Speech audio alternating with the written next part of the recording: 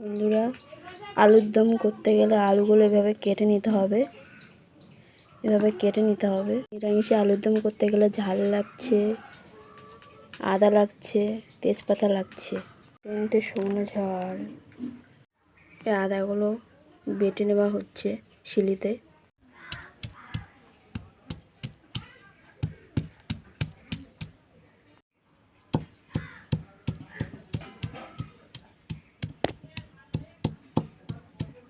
লাগছে আদা।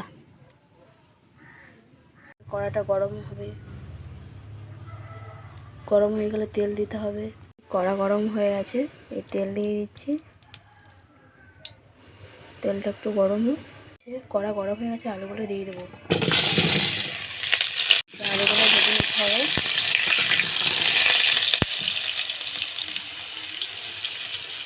আলুগুলো লাল লাল করে ভেজে নিতে হবে।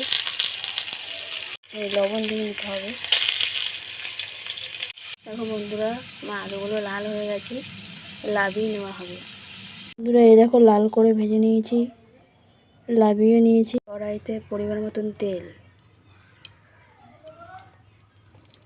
একটু পাঁচফোড়ন, তেজপাতা, ঝাল, তো শুকনো ঝাল,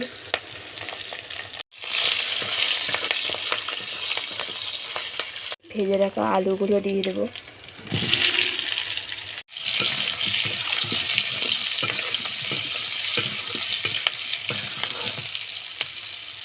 হলুদ দিয়ে দেবো।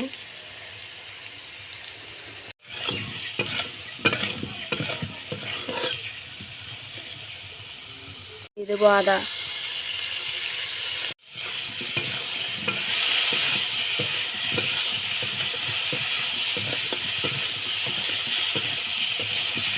একটু জল দিতে হয়।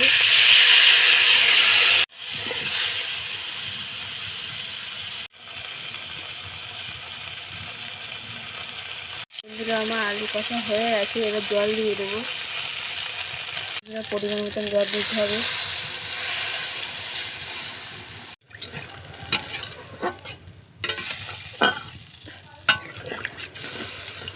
ঢেকে দেওয়া হবে। এই যে 5 মিনিট পরে বন্ধুরা, এই চিনি দিতে হবে।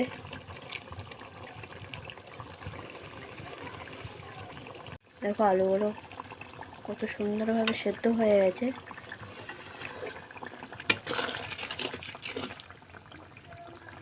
একটু দিয়ে দেবো জিরের গুঁড়ো, গরম মশলার গুঁড়ো দিয়ে দেবো।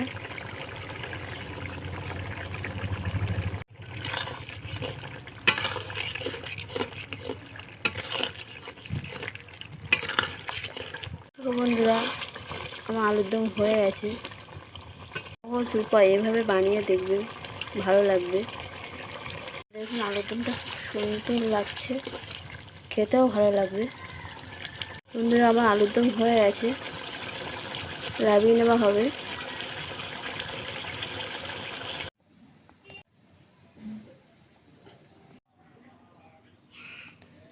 দেখো কত সুন্দর সেদ্ধ হয়েছে।